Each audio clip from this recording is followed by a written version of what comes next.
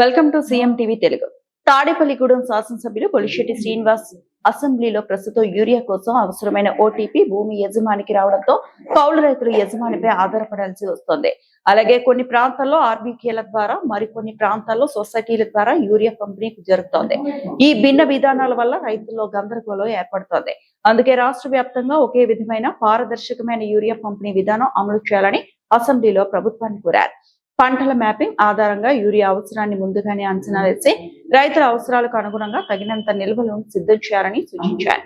కేంద్ర ప్రభుత్వ మార్గదర్శకాలను పాటిస్తూనే కౌలు రైతుల వాస్తవ పరిస్థితులను దృష్టిలో ఉంచుకొని రాష్ట్ర ప్రభుత్వం సమర్థవంతమైన విధానాన్ని రూపొందించాలని మంత్రి కోరారు.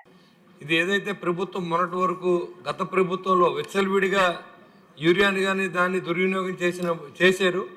కానీ మన సమయం వచ్చేటప్పటికి మన గౌరవ మంత్రి గారు అచ్చెన్నాయుడు గారి ఆధ్వర్యంలో బాగా జరుగుతున్నప్పుడు కూడా అల్లరి ఎక్కువగా ఉంది. అదే అధ్యక్ష, రైతులు మాకు యూరియా కూడా ఇవ్వలేకపోతుంది ఈ ప్రభుత్వం అనే విధంగా ఇక్కడ ఉన్న పరిస్థితి ఉంది అధ్యక్ష. యాక్చువల్గా రైతు ఎవరో కూడా వ్యవసాయం చేయట్లేదు, కౌలు రైతే చేస్తూ ఉన్నాడు. కానీ కౌలు రైతులు అన్నీ ఎంటర్ అవ్వలేదు. ఆ ఓటీపీ రైతుకు వస్తుంది, రైతు దగ్గర వాళ్ళు తీసుకుని వెళ్ళాలి. చాలా చోట్ల ఆర్బీకేలు ఇస్తున్నారు అధ్యక్ష, కొంత హెల్ప్గా ఉంటుంది అది. కానీ మా జిల్లాలో వచ్చేటప్పుడు సొసైటీలు ఇస్తున్నారు అధ్యక్ష. కాబట్టి అన్ని చోట్ల యూనిఫామ్గా ఒక చోట ఇస్తేనే బాగుంటుందని నా ఉద్దేశం. అంతేకాకుండా మనం ఈ మ్యాపింగ్ చేస్తున్నాం, ఎన్ని ఎకరాలు పండిస్తున్నామో మనకు తెలుసు, ఎంత యూరియా పడుతుందో మనకు తెలుసు. ఎకరానికి ఎంత మనం ఫిక్స్ చేసినప్పుడు ఒకేసారి దాన్ని ఈ మ్యాపింగ్ ద్వారా ఇచ్చేస్తుంటే కూడా మనకి కొంత ఇబ్బంది ఉండదేమో అని నా ఆలోచన అధ్యక్ష.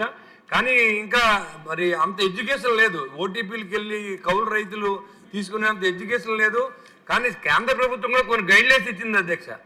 మీరు మీ రాష్ట్రంలో ఒక జిల్లాని శాంపిల్గా తీసుకోమంటే మన స్టేట్ మొత్తం ఒకసారి తీసుకున్నాం అధ్యక్ష.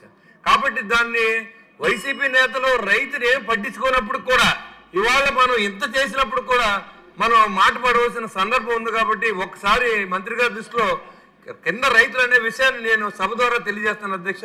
దయించి దీన్ని ఎలా సాల్వ్ చేయాలో ఆలోచించవలసింది కోరుతున్నాను అధ్యక్ష. Thank you.